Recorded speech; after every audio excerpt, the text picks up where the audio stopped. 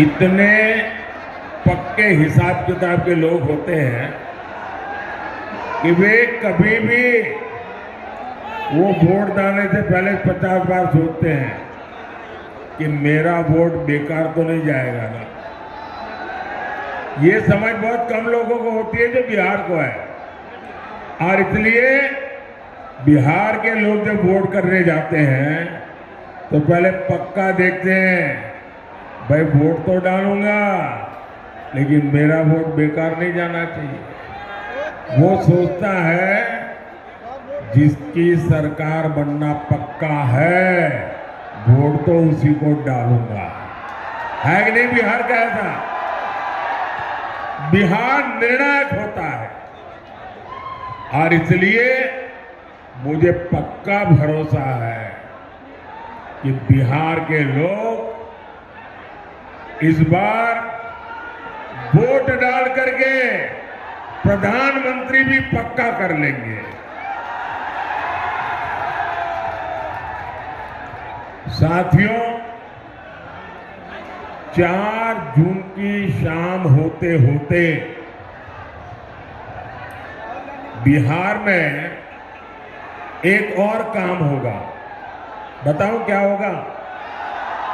ये अखबार वाले लिखेंगे कि मोदी भविष्यवाणी कर रहा है। मैं भविष्यवाणी नहीं कर रहा, लेकिन मैं आपको बताता हूं 4 जून शाम होते होते आरजेडी वाले कहेंगे कि कांग्रेस ने लुटिया डुबो दी।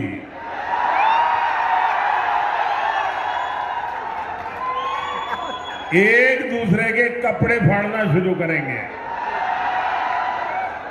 4 जून को दूसरा क्या होगा वो भी बता देता हूं। ये कांग्रेस का शाही परिवार क्या करेगा?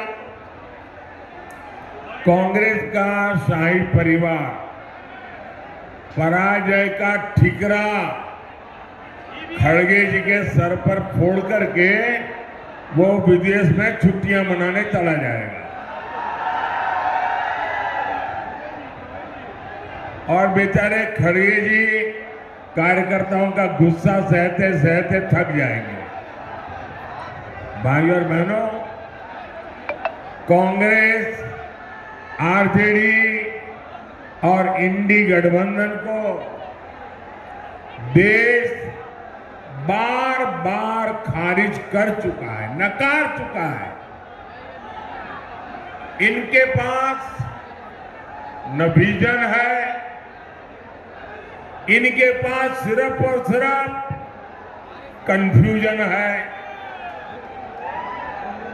इनके पास हौसला का नामो निशान नहीं, इनके पास हताशा ही भरी पड़ी है,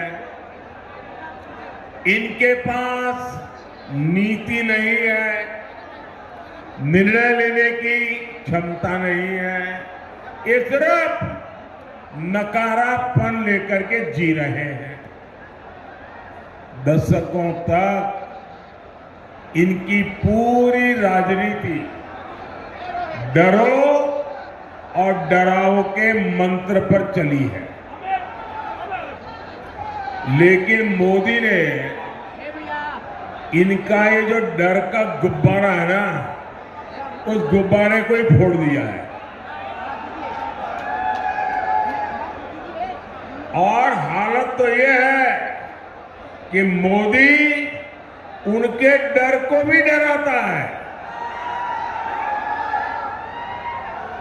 साथियों, ये इंडी गठबंधन वाले देश को डराते थे, देश को ऐसा डराते थे और 70 साल से डराते थे। क्या कहते थे? अयोध्या में अगर राम मंदिर बना तो देश में बवाल हो जाएगा, खून की नदियां बहेगी। आज रामलला भव्य मंदिर में विराजमान है।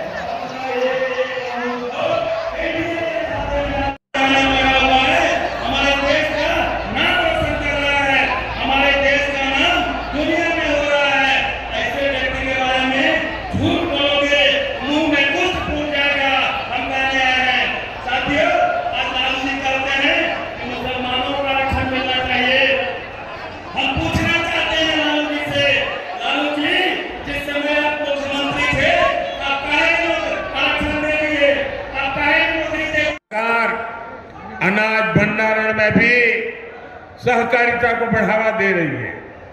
इसके तहत दुनिया की सबसे बड़ी भंडारण योजना पर काम शुरू हो चुका है। आने वाले 5 साल में सब्जियों के लिए कोल्ड स्टोरेज क्लस्टर भी हम बनाने जा रहे हैं।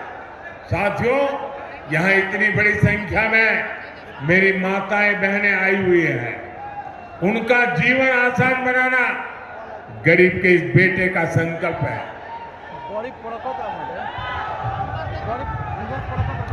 इसलिए मोदी ने मुफ्त अनाज और मुफ्त इलाज एक गारंटी दी है। अब तो मोदी माताओं बहनों को और भी गारंटी दे रहा है। पहली गारंटी, आने वाले सालों में 3 करोड़ बहनों को हम लखपति दीदी बनाएंगे।